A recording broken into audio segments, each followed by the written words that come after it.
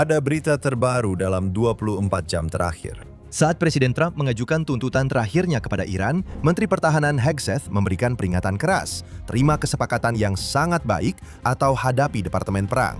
Dan saat semua orang memperhatikan Iran, Perdana Menteri Netanyahu membuat kejutan besar. Israel sedang menuju perluasan kendali atas Gaza hingga 70%. Apakah ini kisah yang terpisah atau bagian dari strategi yang jauh lebih besar yang sedang terbentuk? Jawabannya bisa mengubah segalanya. Selamat datang kembali di Jerusalem Minute di JNS TV. Mari kita langsung saja. Presiden Trump memaparkan langkah selanjutnya terkait Iran dalam sebuah wawancara akhir pekan lalu dengan Fox News. Mari kita langsung saja. Jadi seperti apa kesepakatan yang baik menurut Anda? Pertama-tama, tidak ada kesepakatan yang cukup baik karena media akan memberitakannya dan kami sedang membuat kesepakatan yang hebat. Kami akan membuat kesepakatan yang hebat. Kalau tidak, kami akan kembali dan menyelesaikannya secara militer. Tapi ini akan berjalan lebih cepat. Ini mungkin lebih baik dari sudut pandang kemanusiaan. Ada sisi baiknya juga. Kamu tahu, menyelamatkan banyak nyawa. Entah itu di pihak lain atau tidak, kamu menyelamatkan banyak nyawa. Tapi kita sudah dekat dengan kesepakatan yang sangat baik. Dan jika kita bisa membuatnya baik, kalau tidak, kita tinggal mulai lagi dengan Departemen Perang, seperti yang kita sebut. Saya lebih memilih mendapatkan kesepakatan karena kita bisa membuka selat itu segera setelah penandatanganan. Satu jaminan yang harus saya miliki adalah tidak akan ada senjata nuklir. Mereka sudah setuju dengan itu. Dan itu sangat menarik. Mereka bilang, awalnya mereka berkata kami tidak akan mengembangkan senjata nuklir. Saya bilang, lalu bagaimana kalau kalian membeli senjata nuklir? Jadi sekarang tertulis kami tidak akan mengembangkan atau dengan cara apapun membeli senjata militer. Itu perbedaan besar. Pada saat yang sama, Menteri Perang Amerika Serikat Pete Hegseth mengatakan bahwa kesepakatan dengan Iran haruslah kesepakatan yang hebat.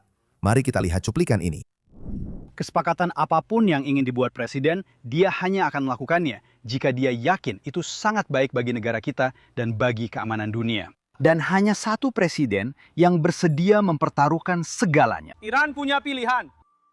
Duduk di meja perundingan dengan presiden, menghentikan program nuklir mereka. Dan seperti yang dikatakan presiden 2 hari lalu dalam rapat kabinet, saya duduk tepat di sebelahnya.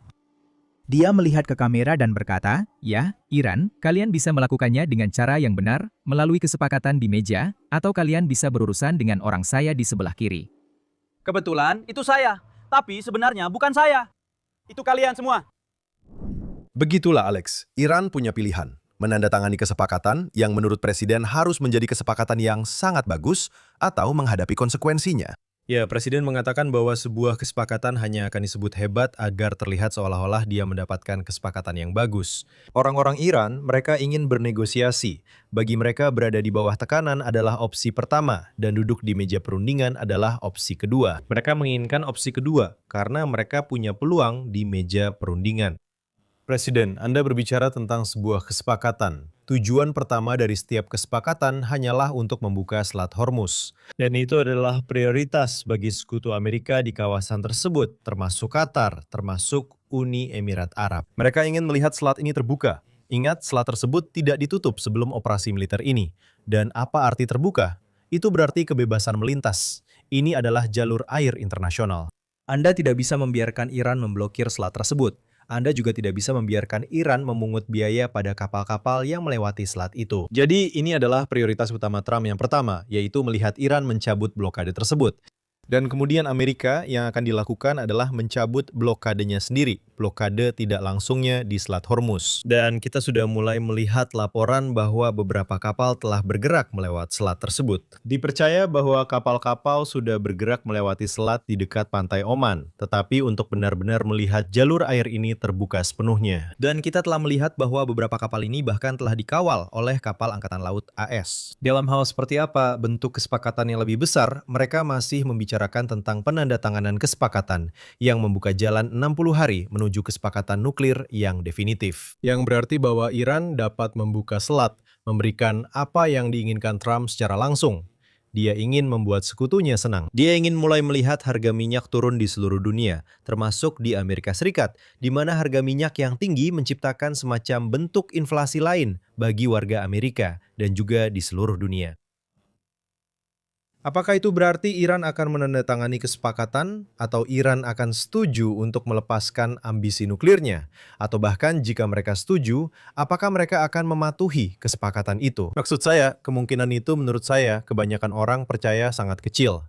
Jadi Trump saat ini sedang berada dalam situasi yang agak sulit. Anda tahu, mendapatkan kesepakatan karena kita harus segera membuka selat atau kembali melakukan operasi militer yang sebenarnya tidak ingin dia lakukan. Itu sudah jelas. Maksud saya, Anda bisa melihat bahwa jika dia ingin melanjutkan ke putaran kedua operasi militer, Amerika sudah bisa melakukannya. Jadi Anda bisa melihat kenyataannya bahwa Presiden menunda karena dia benar-benar ingin mencoba menghindari hal ini.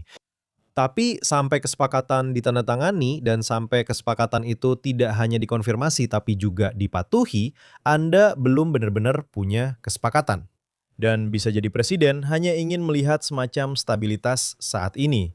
Lalu situasinya mulai memasuki masa menjelang pemilihan paruh waktu di Amerika Serikat. Semakin mendekati pemilihan paruh waktu, kemungkinan Amerika Serikat melakukan operasi militer tambahan di sana semakin kecil. Mungkin setelah pemilihan paruh waktu, ketika Anda tahu Trump tidak lagi membutuhkan dukungan pemilih untuk mendapatkan anggota Kongres yang dia inginkan terpilih. Anda tahu, mungkin nanti Anda akan melihat presiden kembali ketika dia tidak lagi memiliki kekhawatiran domestik seperti ini. Tapi tentu saja, setiap hari yang berlalu tanpa ada operasi militer, kemungkinan kembalinya penggunaan kekuatan militer menjadi semakin kecil. Jadi Alex, mari kita kembali ke tuntutan Amerika Serikat. Anda menyebutkan pembukaan Selat Hormuz tanpa biaya apapun untuk kapal-kapal yang melintas di sana. Selain itu, Presiden telah mengatakan selama berbulan-bulan, saya akan mengatakan bahwa Iran harus setuju bahwa mereka tidak akan pernah memiliki senjata nuklir atau bom. Bisakah mereka dipercaya? Anda baru saja menanyakan pertanyaan itu. Selain itu, Presiden mengatakan bahwa Amerika Serikat mungkin bersama dengan Tiongkok akan mengambil debu nuklir, material yang telah diperkaya, yang sekarang diyakini terkubur jauh di bawah tanah di Iran akibat kampanye pengeboman oleh Israel dan Amerika Serikat. Maksud saya, Anda sedang membicarakan uranium yang sangat diperkaya. Mungkin ada cukup uranium di sana untuk 10 bom nuklir. Dan ketika Anda membicarakan uranium yang sangat diperkaya, cara kerja uranium adalah Anda tahu, untuk mulai memperkaya itu membutuhkan waktu paling lama. Dan kemudian saat uranium itu semakin diperkaya, Anda tahu jumlah pemutaran yang dibutuhkan untuk membuatnya mencapai tingkat layak senjata nuklir menjadi semakin sedikit. Jadi jika ada kemauan di antara orang Iran untuk membawa uranium yang diperkaya 60% itu, Anda tahu, sampai akhir, dan diyakini bahwa mereka mungkin memiliki beberapa uranium yang sangat diperkaya yang bahkan melebihi 60%. Itu bahkan bisa Anda tahu mendekati 90% yang Anda tahu. Untuk beralih dari situ ke bom nuklir bisa memakan waktu yang sangat singkat. Jadi bagi presiden masih sangat penting untuk masuk ke sana dan mendapatkannya. Dan ada dua cara untuk mendapatkannya. Sekali lagi, yang pertama, jika mereka memberikannya kepada Anda, mereka mengizinkan Anda masuk lewat pintu depan dan mengambilnya. Atau jika Anda harus memerintahkan operasi untuk pergi dan mengambilnya. Dan berapa lama waktu yang dibutuhkan? Anda tahu, kita belum tentu memahami seberapa dalam uranium yang diperkaya ini terkubur di bawah beberapa lokasi tersebut. Jadi yang kita ketahui adalah bahwa Amerika Serikat dan Israel dengan sengaja tidak menargetkan lokasi di mana uranium yang sangat diperkaya itu dikubur. Karena mereka mungkin tidak ingin menciptakan semacam bencana lingkungan di sana. Atau mereka ingin memastikan bahwa mereka bisa mengeluarkannya secara utuh. Jadi tentu saja itulah intinya di sini, bahwa Trump perlu bisa mengatakan hal itu. A. Kita berhasil membuka Selat Hormuz. B. Bahwa Iran telah berkomitmen untuk tidak pernah mengembangkan, atau seperti yang Anda lihat di cuplikan tadi, memperoleh senjata nuklir. Dan tentu saja tidak memiliki bahan yang mereka butuhkan jika mereka memutuskan ingin melanggar komitmen mereka dan bergegas mengembangkan senjata nuklir. Anda tahu, kita belum mendengar apapun dalam pembicaraan ini tentang pendanaan kelompok proksi teroris di wilayah tersebut. Dan yang kita dengar adalah bahwa Amerika Serikat mungkin akan memberikan pelonggaran sanksi yang sangat besar kepada Iran untuk tujuan membangun kembali dan memperbaiki beberapa kerusakan yang disebabkan oleh Angkatan Udara AS dan Israel sebagai bagian dari operasi militer. Lalu pertanyaannya adalah, apa yang akan mereka lakukan dengan uang itu? Anda tahu, jika Anda melihat kembali, Presiden Trump berbicara tentang JCPOA, kesepakatan nuklir Iran. Dan Anda tahu, Presiden terkejut tentang berapa banyak uang yang telah diberikan Presiden Obama. Anda tahu, lebih dari $1 miliar dalam bentuk tunai kepada orang-orang Iran. Dan di sini Anda sedang membicarakan pembayaran yang bisa saja, seperti yang diberitakan, setidaknya bisa mencapai $300 miliar dalam bentuk keringanan sanksi. Itu jumlah uang yang luar biasa besar. Itu tidak berarti bahwa Amerika Serikat akan menyerahkan uang itu secara langsung. Mungkin ada formulasi lain tentang bagaimana orang-orang Iran bisa mendapatkan uang. Mungkin melalui Qatar atau melalui pinjaman atau hal-hal lain seperti itu. Tapi itu tetap saja membuat rezim ini kebanjiran modal. Dan mereka tidak punya rekam jejak yang baik tentang apa yang mereka lakukan dengan modal itu. Mereka menggunakannya untuk membangun program nuklir ilegal. Mereka menggunakannya untuk mendanai proksi teror di seluruh wilayah. Tentu saja, dan Alex, kita sedang berada dalam situasi sekarang di mana ada gencatan senjata, tapi kedua pihak masih saling menyerang. Kita sudah membahas ini terkait Lebanon. Kita akan membahas Lebanon sebentar lagi. Namun, selama beberapa hari terakhir, Iran menembakkan drone ke kapal-kapal Amerika Serikat, dan kemudian Amerika membalas dengan menyerang Iran Selatan pada hari Kamis lalu. Sekali lagi, setelah Iran menembakkan drone yang mencoba melintasi Selat Hormuz, hal ini memicu pembalasan dari Teheran terhadap pangkalan militer Amerika Serikat, bentrokan paling serius sejak gencatan senjata dimulai. Jadi ini memang gencatan senjata, tapi kedua pihak masih saling menembak. Nah, ini juga merupakan strategi untuk memperpanjang pembicaraan, kan? Dan kalau kalian hanya bicara dan tidak ada pihak yang benar-benar punya ancaman nyata untuk melakukan aksi militer, maka kalian tahu, masing-masing pihak akan kehilangan sedikit pengaruh. Jadi kalian tahu, gagasan bahwa Iran akan mulai menembaki beberapa kapal, sebenarnya mereka sedang menguji Amerika Serikat dan melihat seperti apa responsnya. Dan Amerika Serikat memang membalas dengan cara yang kuat tapi terbatas, lalu menggunakan ancaman kekuatan militer besar sebagai cara untuk menarik Iran kembali ke meja perundingan. Jadi yang kalian lihat di sini ya, di satu sisi ada gencatan senjata. Di sisi lain, belum ada kesepakatan yang ditandatangani yang meresmikan gencatan senjata itu atau yang memenuhi tuntutan Amerika Serikat. Jadi memang ada semacam aksi balas-membalas untuk menguji kemauan masing-masing pihak dan menggunakan kekuatan itu sebagai alat tawar dalam negosiasi. Alex, tadi Anda menyebutkan potensi pelonggaran sanksi. Tapi di sini Anda punya... Pada hari Rabu, pemerintahan Trump memberlakukan sanksi terhadap otoritas Selat Teluk Persia yang baru dibentuk oleh Iran, menuduhnya membantu Korps Garda Revolusi Islam memeras kapal-kapal komersial yang melintas di Selat Hormuz. Saya belum pernah mendengar soal otoritas Selat Teluk Persia ini. Ini adalah entitas baru buatan Iran yang baru saja muncul. Ya, maksud saya di New York City ada otoritas pelabuhan. Dan apa yang dilakukan otoritas pelabuhan? Mereka mengelola gerbang tol di pintu masuk jembatan dan terowongan. Dan itulah yang tidak ingin dilihat oleh Amerika Serikat. Mereka tidak ingin ada biaya tol untuk kapal-kapal yang melintas. Sekali lagi, ini tidak seperti kanal seperti terusan Suez di Mesir atau terusan Panama, di mana sebuah negara pada dasarnya menciptakan jalur air untuk memfasilitasi pelayaran komersial.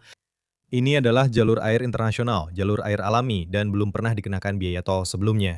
Dan hal terakhir yang diinginkan Presiden Amerika Serikat adalah melihat Iran mulai memberlakukan biaya tol. Kami bahkan telah melihat Oman berkata, tunggu dulu, kami yang menguasai Selat Hormuz.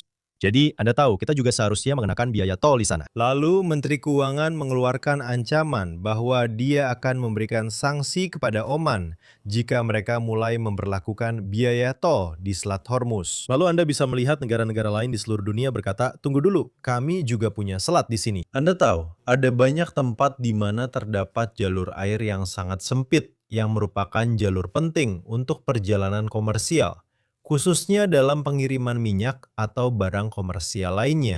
Dan Anda tidak ingin negara-negara tersebut berkata, ya sudah, kami juga akan mengenakan biaya tol di jalur air kami. Jadi yang sangat-sangat penting di sini adalah pemerintahan Trump akan memberlakukan sanksi terhadap siapapun yang berusaha menetapkan biaya tol di Selat Hormuz. Sekarang, Anda dan saya sama-sama tahu bahwa Presiden Trump sering memposting di Truth Social miliknya, mengirimkan pesan-pesan ini, sepertinya hampir setiap beberapa menit sekali. Dan terkait dengan Iran, saya pikir ini sangat menarik. Presiden mengatakan bahwa sebagai hasil dari kemungkinan berakhirnya perang, dia ingin melihat negara-negara, termasuk Arab Saudi, Qatar, dan lainnya, bergabung dengan Abraham Accords, yaitu perjanjian antara Israel dan Uni Emirat Arab serta Bahrain, perjanjian normalisasi. Dan dia benar-benar mengatakan bahwa dia ingin melihat Republik Islam Iran menjadi bagian dari Abraham Accords. Dan dia berkata, wow. Jadi maksud saya, itu benar-benar sulit dipercaya. Maksud saya, mungkin saya akan berpendapat bahwa Anda tahu, ketika rezim itu runtuh, semoga Tuhan segera mengabulkan, Iran pada akhirnya akan siap untuk bergabung dalam kesepakatan normalisasi dengan Israel, bahkan mungkin sangat cepat. Tetapi dengan rezim yang masih berdiri, apakah ini realistis sama sekali? Ya, saya rasa tidak. Ya, seperti yang Anda katakan, jika rezim itu jatuh dan misalnya putra mahkota Reza Pahlavi naik berkuasa, apakah dia bisa menormalisasi hubungan dengan Israel? Saya rasa dia akan sangat cenderung mempertimbangkan untuk menormalisasi hubungan dengan Israel. Tapi menurut saya, pertanyaan yang lebih penting bukanlah apakah Iran akan melakukannya, melainkan apakah beberapa negara lain akan melakukannya. Dan tentu saja negara yang diyakini paling dekat untuk menormalisasi adalah Arab Saudi. Sekarang, seluruh konsep kesepakatan Abraham ini sudah mulai dibahas di pemerintahan Trump sejak tahun 2018-2019. Dan butuh waktu lama bagi Israel dan Amerika Serikat untuk sampai pada titik di mana mereka bisa mencapai kesepakatan. Sebagian dari itu karena pemerintahan Trump butuh waktu untuk menyadari bahwa ada harga yang harus dibayar di sini, yaitu menormalkan hubungan antara Israel dan negara-negara Arab lainnya tanpa terlebih dahulu menyelesaikan konflik Israel-Palestina. Tapi setelah itu, ada periode di mana terjadi 5 pemilu berturut-turut di Israel. Dan hal ini menciptakan ketidakpastian yang membuat Arab Saudi dan negara lain ragu sebelum bergabung dalam kesepakatan Abraham. Jadi sebenarnya tidak ada penandatanganan kesepakatan Abraham sampai tahun 2020 ketika Uni Emirat Arab dan Bahrain, Maroko, Sudan menjadi 4 negara pertama yang menandatangani perjanjian normalisasi kesepakatan Abraham itu. Pada saat itu, ada situasi di mana terdapat keselarasan yang jauh lebih erat antara Uni Emirat Arab dan Arab Saudi. Dan yang kita lihat sekarang, khususnya dalam setahun terakhir, adalah adanya sedikit jarak antara Emirat dan Saudi. Banyak hal berkaitan dengan dukungan Saudi terhadap Ikhwanul Muslimin, khususnya faksi Ikhwanul Muslimin di Yaman. Sementara Emirat sama sekali tidak ingin terlibat dengan Ikhwanul Muslimin. Jadi muncul perbedaan pendapat dalam strategi kebijakan luar negeri antara Emirat dan Saudi. Dan itu membuat Saudi lebih sulit untuk mencapai semacam kesepakatan. Sekarang Presiden Amerika Serikat memiliki pengaruh yang sangat besar saat ini terhadap Saudi, Qatar, dan lainnya. Di satu sisi, mereka membutuhkan dia untuk menciptakan semacam stabilitas di Teluk Persia. Pada saat yang sama, khususnya Saudi, mereka sedang mencari kesepakatan pertahanan besar-besaran bersama Amerika Serikat. Dan mereka mungkin tidak bisa mendapatkan kesepakatan pertahanan tersebut di bawah presiden lain. Tentu saja kita melihat bagaimana pemerintahan Biden memperlakukan Saudi terkait kasus Khashoggi. Jadi mereka sebenarnya tidak benar-benar melihat Saudi sebagai sekutu di bawah pemerintahan Biden. Dan mungkin saja setelah Trump akan ada presiden lain yang mengambil pandangan lebih isolasionis terhadap Timur Tengah dan tidak ingin terlibat dalam kesepakatan pertahanan seperti ini. Jadi, Saudi menginginkan apa yang mereka inginkan sekarang dari Amerika Serikat, yang berarti presiden memiliki banyak pengaruh. Dan dia ingin melihat kesepakatan normalisasi ini terjadi karena beberapa alasan. Yang pertama, ini seperti pencapaian diplomatik yang sangat besar. Kamu tahu, kita semua telah melihat bahwa Presiden Trump sering berbicara tentang keinginannya mendapatkan hadiah Nobel perdamaian. Dan tentu saja memulai perang dengan Iran tidak benar-benar meningkatkan peluangnya meraih hadiah Nobel di mata komunitas internasional. Namun, menandatangani semacam perjanjian yang pada dasarnya akan mengakhiri konflik Arab-Israel yang lebih luas, itu bisa layak mendapatkan hadiah Nobel. Jadi di satu sisi ini semacam bersifat pribadi. Ada aspirasi pribadi di sini. Dan kemudian bagian lainnya adalah penciptaan jalur perdagangan alternatif terhadap inisiatif sabuk dan jalan Tiongkok, yaitu koridor IMEC, yang sangat bergantung pada kemampuan barang untuk berpindah dari India ke Teluk Persia, melalui Arab Saudi, melalui Yordania, melalui Israel, dari pelabuhan Haifa di Israel, untuk mengirim barang ke Eropa dan dunia barat. Jadi ini sangat bergantung pada semacam normalisasi jika Anda ingin barang-barang bisa bergerak melewati negara-negara ini. Apakah itu bisa terjadi? Itu bisa saja terjadi. Mungkin negara-negara ini sedang menunggu untuk melihat apa yang akan terjadi dalam pemilu Israel yang akan datang, karena mereka ingin tahu dengan siapa mereka akan bekerja sama, dengan siapa kita akan menandatangani perjanjian. Apakah kita akan menandatangani perjanjian dengan Netanyahu yang sekarang akan menjabat bersama Presiden Trump selama 2,5 tahun ke depan? Dan mungkin setelah itu, apakah akan ada pemerintahan Israel yang baru? Apakah pemerintahan itu akan mencoba membatalkan beberapa kemajuan yang telah dicapai pemerintahan Netanyahu selama bertahun-tahun terkait diplomasi Timur Tengah? Jadi saat ini banyak hal yang sedang berubah. Apakah kesepakatan-kesepakatan ini masih dibahas? Saya rasa itu mungkin, tapi Anda perlu melihat bagaimana beberapa hal ini akan berjalan. Bersambung.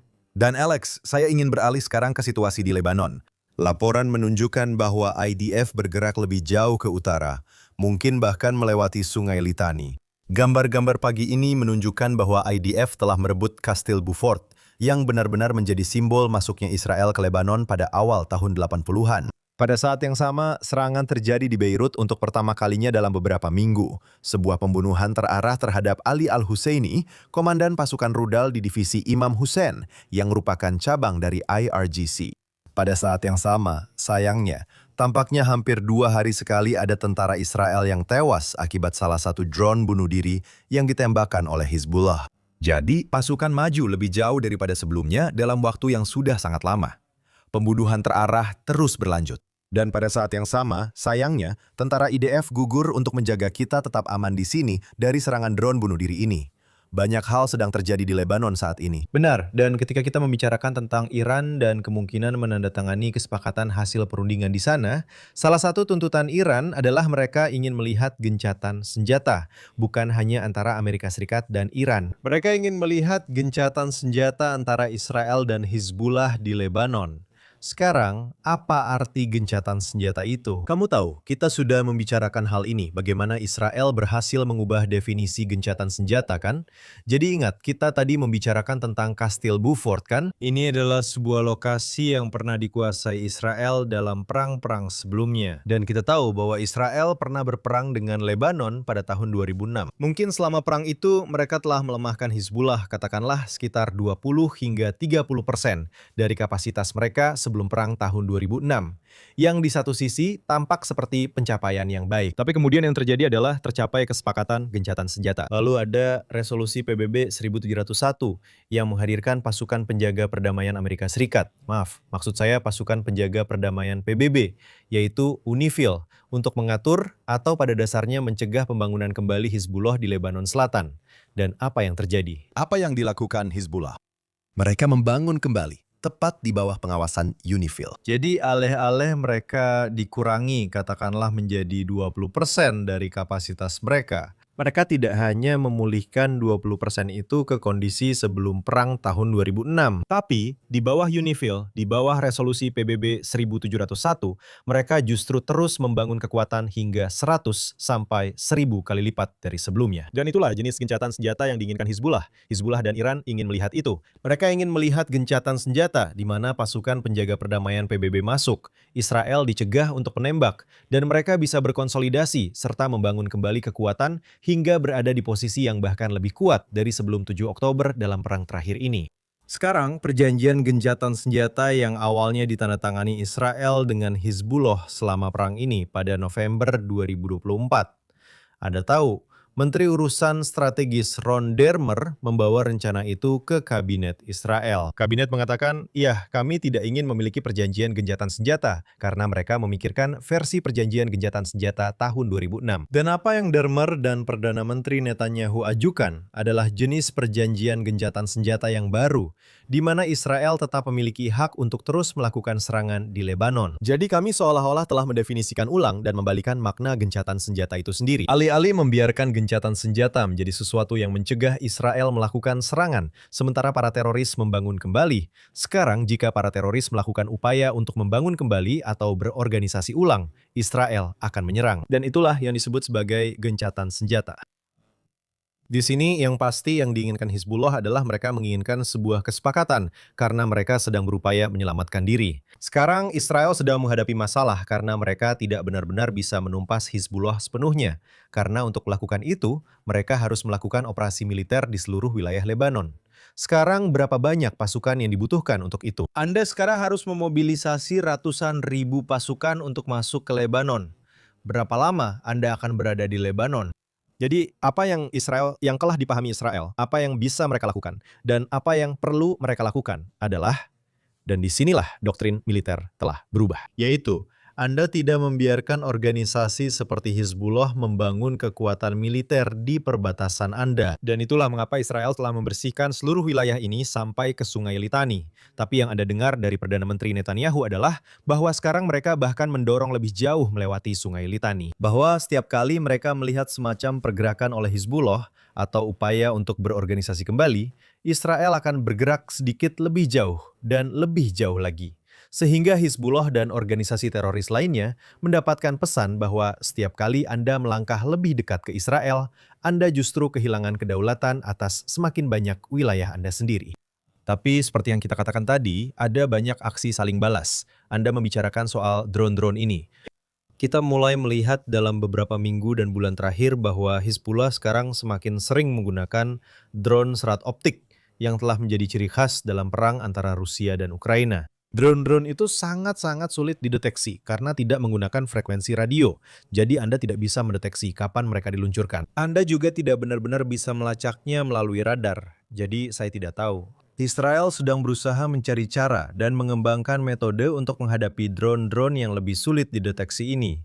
Saya percaya mereka sedang menemukan solusi. Saya tidak tahu apakah mereka sedang membuat drone kecil dengan gunting, Anda tahu, yang bisa memotong kabel serat optik. Mereka membicarakan tentang jaring, menangkap drone-drone itu dengan jaring. Segala macam cara. Dengarkan, kita ini bangsa inovator. Saya tidak ragu itu akan terjadi, karena kita akan menemukan solusi untuk drone-drone ini.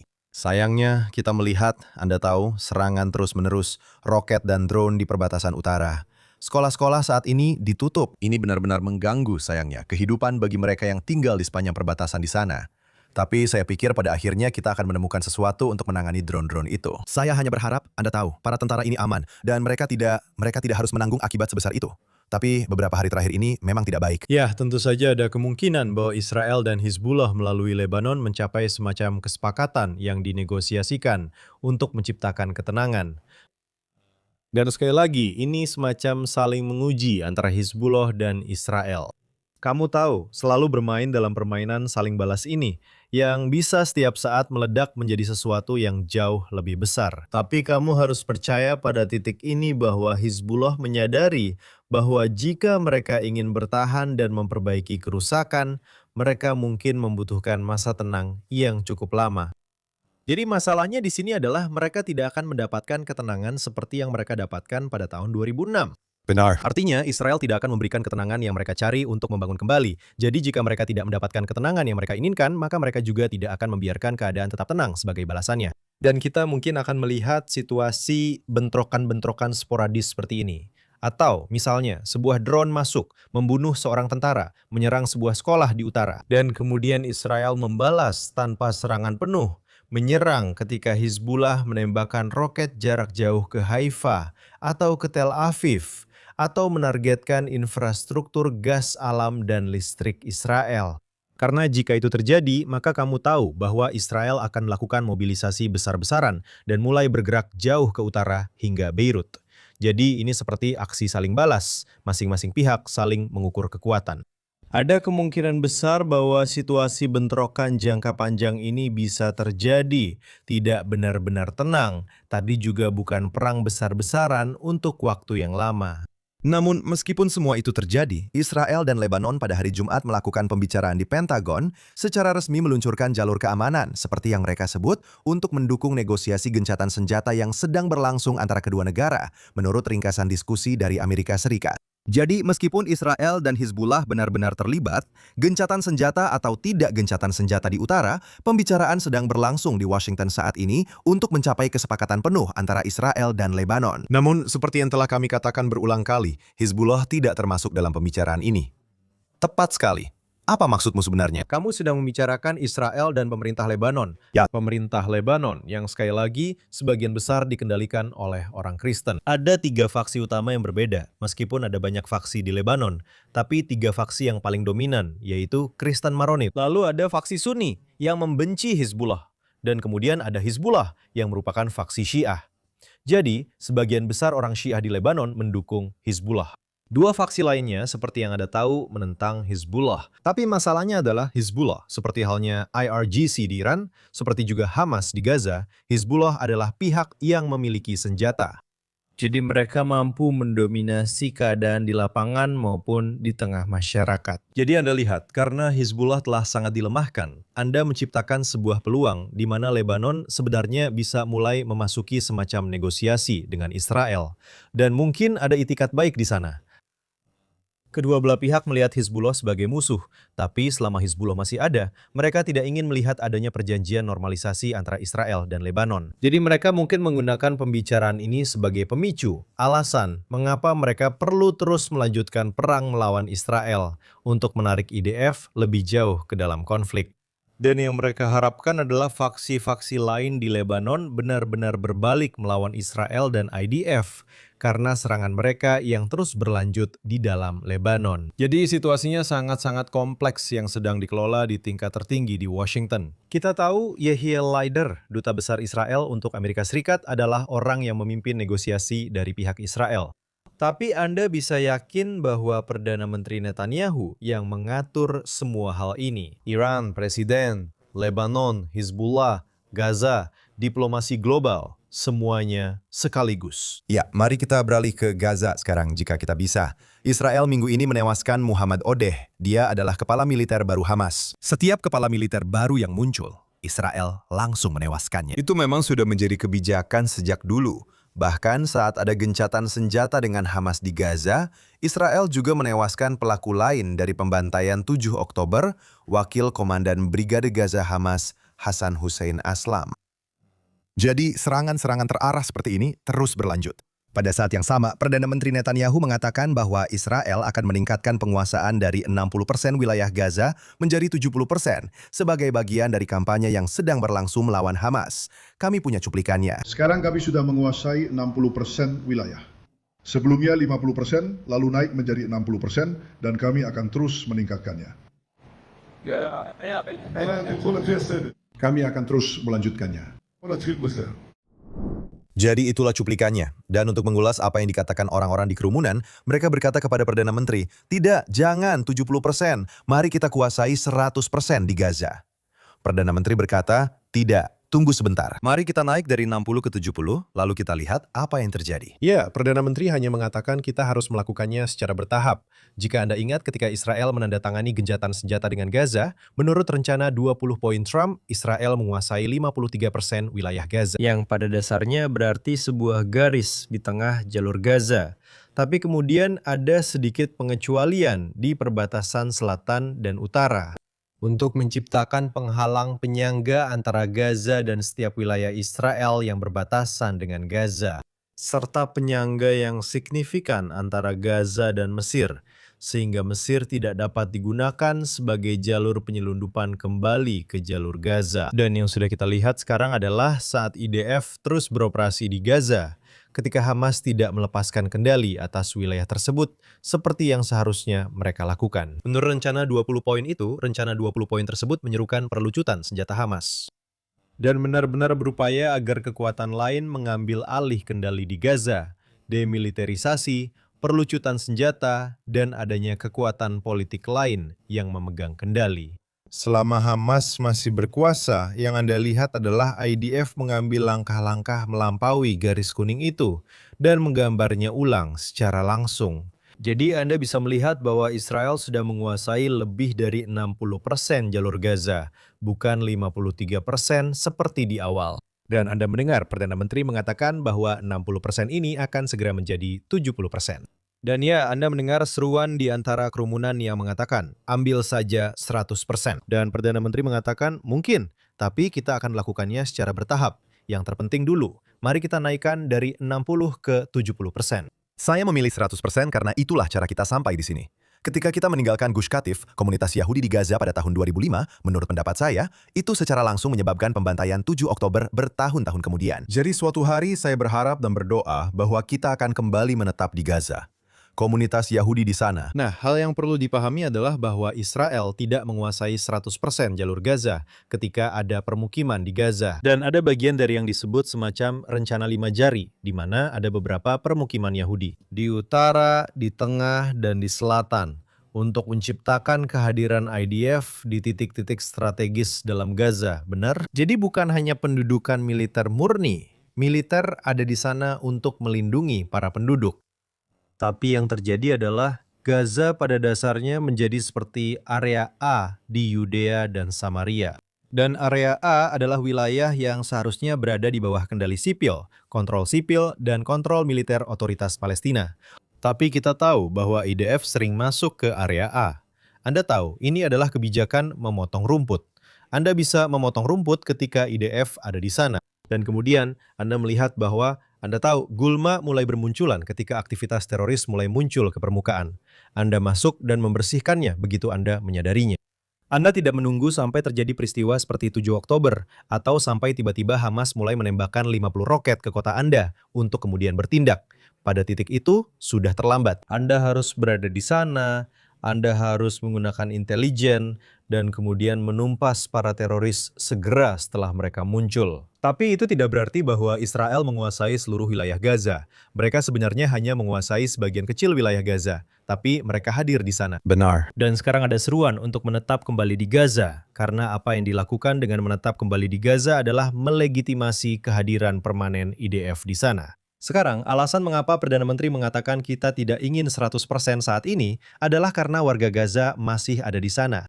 Benar, sekarang jika Anda sampai pada situasi di mana mulai terjadi emigrasi sukarela warga Gaza keluar dari wilayah tersebut, dan menurut banyak survei yang telah kita lihat, antara 50 hingga 80% warga Gaza mengatakan bahwa mereka ingin pergi. Masalahnya adalah mereka tidak diberi jalur untuk pergi. Israel akan memfasilitasinya, tetapi harus ada negara yang bersedia menerima mereka. Anda tahu, pada titik tertentu, ada pembicaraan tentang kemungkinan ke Libya. Ada juga pembicaraan lain tentang kemungkinan mengirim puluhan ribu atau lebih ke Indonesia. Ada kemungkinan pembicaraan tentang Somaliland yang telah menormalisasi hubungan dengan Israel untuk menerima beberapa warga Gaza. Jadi jika Anda punya situasi di mana warga Gaza akan pergi, apakah Israel akan mengambil alih jalur Gaza? Tentu saja akan. Tapi sementara itu Israel tidak ingin bertanggung jawab atas lebih dari 1 juta warga Gaza yang saat ini tinggal di tenda-tenda di jalur Gaza. Jadi Israel mengambil wilayah itu secara perlahan dan menekan warga Gaza ke area yang lebih sempit di mana Hamas masih berkeliaran dan meneror penduduk dengan senjata. Kelompok seperti UNRWA tentu saja tidak ingin warga Gaza pergi. Mereka ingin mempertahankan mereka di sana sebagai pion melawan negara Israel. Kita sudah melihat itu berulang kali, tapi saya ingin membahas PBB sekarang. Israel mengumumkan minggu ini bahwa mereka menangguhkan hubungan dengan kantor Sekretaris Jenderal PBB Antonio Guterres setelah entitas Israel dimasukkan dalam daftar hitam PBB terkait kekerasan seksual di zona konflik. Hal seperti ini benar-benar sulit dipercaya, Alex. Sulit dipercaya bahwa Israel ditempatkan dalam kategori yang sama dengan ISIS, Hamas, dan organisasi teroris paling biadab di dunia terkait kekerasan seksual. PBB, Duta Besar Israel untuk PBB, Dani Danon mengatakan bahwa misi Israel tidak akan melakukan kontak lebih lanjut dengan kantor Sekretaris Jenderal selama Guterres masih menjabat. Danon mengatakan ini adalah aib moral yang membuktikan bahwa kepala PBB telah kehilangan seluruh kredibilitasnya. Apa yang baru saja kita lihat, kurang dari 2 minggu yang lalu, Nick Kristof menerbitkan laporannya di New York Times yang menyatakan bahwa Anda tahu Israel melakukan pelecehan seksual terhadap tahanan Palestina. Anda menggunakan 14 sumber yang beberapa tidak terkonfirmasi dan beberapa lainnya terkenal sebagai pembenci Israel. Dan artikel itu keluar tepat saat Israel merilis laporan besar yang telah mereka susun selama, Anda tahu, lebih dari 1 tahun. Menggunakan lebih dari 1.000 sumber untuk merinci dan mendokumentasikan pelecehan seksual sistemik terhadap warga Israel pada 7 Oktober dan terhadap para sandera. Jadi mereka hanya membalikan fakta dan mencuri judulnya. 10-2. Dan di sini Anda melihat PBB melakukan hal serupa dan memasukkan Israel ke dalam daftar hitam bersama dengan organisasi teroris ini, mengatakan bahwa Israel adalah pelaku pelecehan seksual terhadap warga Palestina. Dan Anda tahu, yang sangat ironis di sini adalah beberapa tahun yang lalu, dan Anda bisa mencari sendiri, sebenarnya ada sebuah laporan yang menuduh IDF sebagai militer yang rasis, karena militer tersebut tidak melakukan pemerkosaan. Para pria IDF tidak memperkosa wanita Palestina, bukan? Jadi itu dianggap sebagai indikasi bahwa mereka rasis. Jadi Anda tahu, di satu sisi mereka mengatakan Anda memperkosa, padahal tidak. Dan kemudian ketika mereka mengakui bahwa Anda tidak melakukannya, mereka mengatakan Anda tidak melakukannya karena itu rasis. Sekarang, langkah yang diambil oleh Danone ini benar-benar simbolis karena kita sekarang berada pada awal Juni 2026. Dan Guterres sedang menjalani masa jabatan kedua dari 2 periode 5 tahunnya sebagai Sekretaris Jenderal Perserikatan Bangsa-Bangsa. Dan masa jabatannya akan berakhir pada akhir Desember.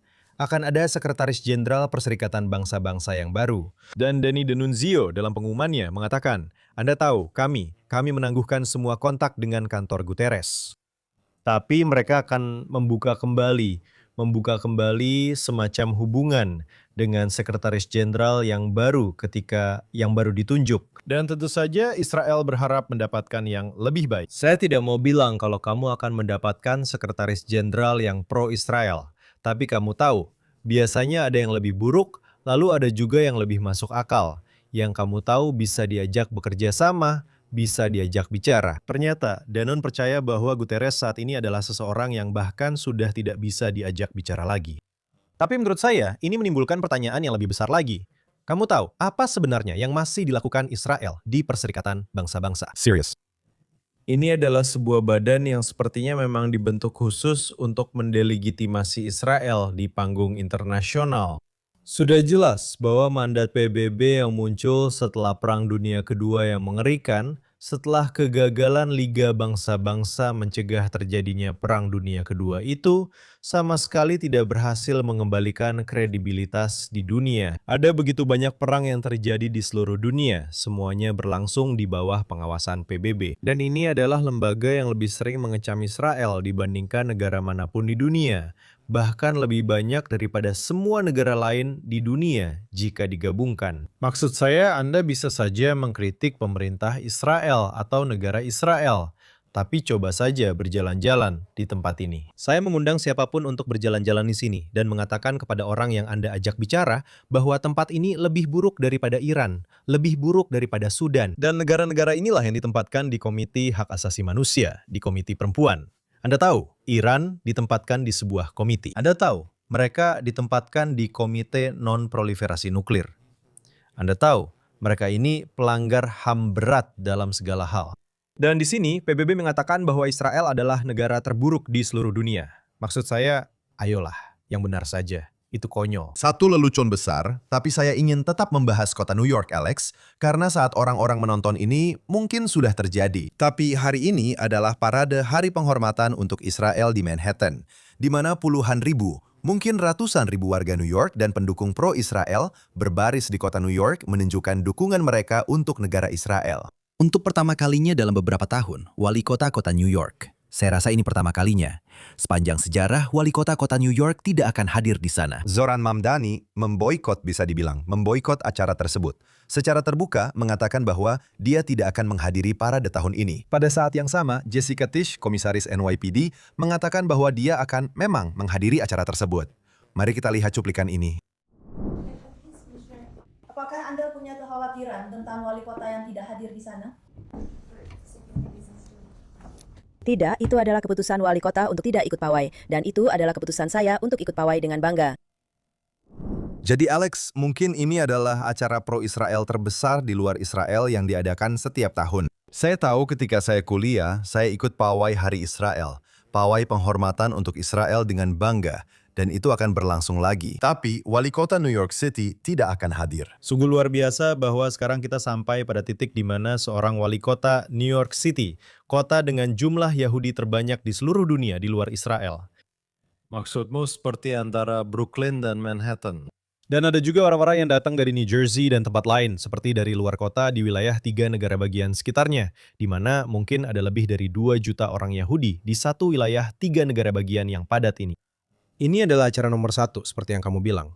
Kamu tahu, aku sudah sering menghadiri parade itu. Aku pernah menyiarkan langsung dari parade itu, dan juga dari konser di Central Park yang dulu biasanya diadakan tepat setelah parade itu, beberapa kali. Dan itu benar-benar merupakan acara yang sangat penting bagi komunitas Yahudi untuk terhubung dan menunjukkan solidaritas dengan negara Israel. Tapi sekarang sampai pada titik di mana wali kota di kota ini, yang memiliki konsentrasi Yahudi tertinggi di dunia, mengatakan bahwa mereka bahkan tidak ingin berpartisipasi dalam parade Hari Israel. Kamu tahu? Itu pernyataan yang sangat kuat. Dan pada saat yang sama, ada ketegangan di dalam pemerintahan wali kota sendiri. Karena kepala polisi, komisaris polisi NYPD, Jessica Tisch, yang merupakan putri dari James Tisch, mantan ketua Federasi Yahudi di New York. Dan bahkan saya percaya secara nasional di Amerika Serikat, Anda tahu, dia datang ke konferensi pers, berdiri tepat di sebelah Mamdani, mengenakan kalung bintang Daud, mengatakan bahwa dia akan berbaris dengan bangga. Tapi selain berbaris dengan bangga, yang mana itu bagus, Anda tahu, itu penting, itu sendiri.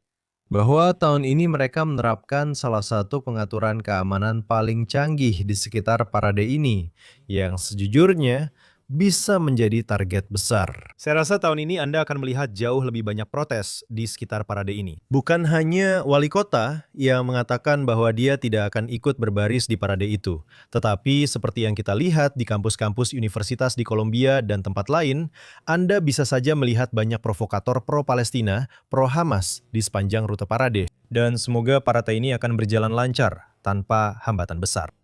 Insiden keamanan. Namun dalam tren yang semakin meningkat dari antisemitisme, baik yang non-kekerasan maupun kekerasan, kita benar-benar berharap semua orang yang datang ke parade hari ini tetap aman. Jadi itulah acara pro-Israel terbesar di luar negara Israel. Sekarang, mari kita bicara tentang acara pro-Israel terbesar di Israel. Dan tentu saja, itu adalah JNS International Policy Summit, yang akan berlangsung dalam beberapa minggu lagi, dari tanggal 21 hingga 23 Juni. Di sini, di Yerusalem, ibu kota abadi negara Israel dan bangsa Yahudi. Ada banyak acara seputar konferensi itu sendiri, ada tur, ada syabat, ada konferensi itu sendiri. Mari kita bicarakan itu selama beberapa menit. Ya, sebenarnya konferensi ini sedang menjadi salah satu acara pro-Israel dan acara solidaritas paling penting antara Israel dan Amerika Serikat, serta para pendukung Israel di seluruh dunia. Ini luar biasa. Baru di tahun kedua, sudah sebanyak ini perhatian yang didapatkan konferensi ini. Seharusnya konferensi ini diadakan pada bulan April lalu. Kami harus menundanya karena perang. Tiket hampir habis terjual, tapi masih ada tiket yang tersedia. Orang-orang bisa mengunjungi jnssummit.org atau Anda bisa mendapatkan tautannya di jns.org. Anda juga akan melihatnya di sana. Tapi ada deretan politisi Israel yang luar biasa, termasuk Presiden Itzhak Herzog, Menteri Luar Negeri Gideon Sa'ar, beberapa menteri lainnya termasuk Menteri Urusan Diaspora Shikli, Menteri Sains dan Teknologi Gamliel, dan beberapa lainnya. Dari para menteri, Eli Cohen, saya percaya dari portofolio energi, Avi Dichter yang merupakan Menteri Pertanian. Dan juga akan ada banyak duta besar, termasuk semoga duta besar untuk Israel, Mike Huckabee. Beberapa anggota administrasi Amerika Serikat, kami harap, akan hadir di sana. Termasuk mereka yang benar-benar bertanggung jawab menangani peningkatan antisemitisme di Amerika Serikat. Termasuk utusan khusus Presiden untuk memerangi antisemitisme, Yehuda Kaplun. Mungkin anggota lain dari administrasi tersebut dari Departemen Kehakiman, termasuk Harmit Dillon, termasuk Leo Terrell, dan lainnya. Mungkin akan ada tamu lain di sana, diplomat lain dari negara-negara lain. Alex Raymond akan ada di sana. Saya akan di sini. Jonathan Tobin, pemimpin redaksi kami, akan di sini. Yang sebelumnya, saya akan di sana. Kamu akan di sini. Selain itu, mantan bintang di JNS yang baru-baru ini diangkat sebagai penasihat urusan internasional untuk Perdana Menteri.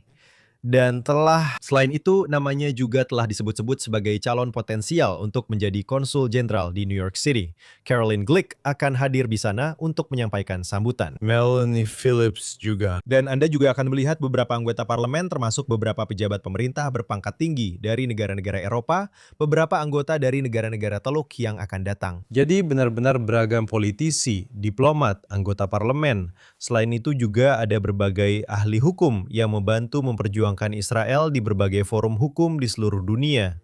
Mereka yang menantang antisemitisme, banyak jurnalis, dan juga banyak influencer media sosial.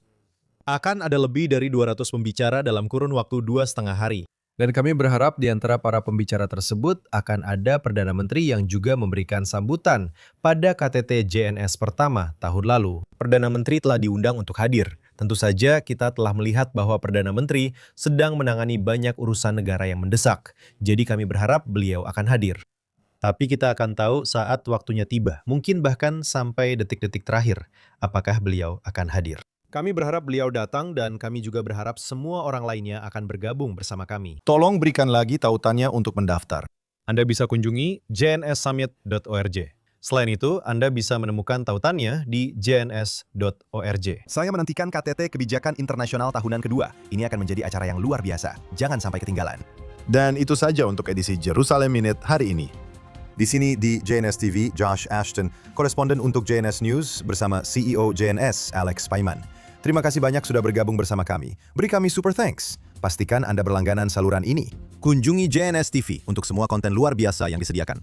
Dan juga kunjungi jnss.org untuk semua berita terbaru dari Israel, Timur Tengah, dan seluruh dunia Yahudi. Semoga minggu Anda menyenangkan. Sampai jumpa minggu depan Di Jerusalem Minute di JNS TV.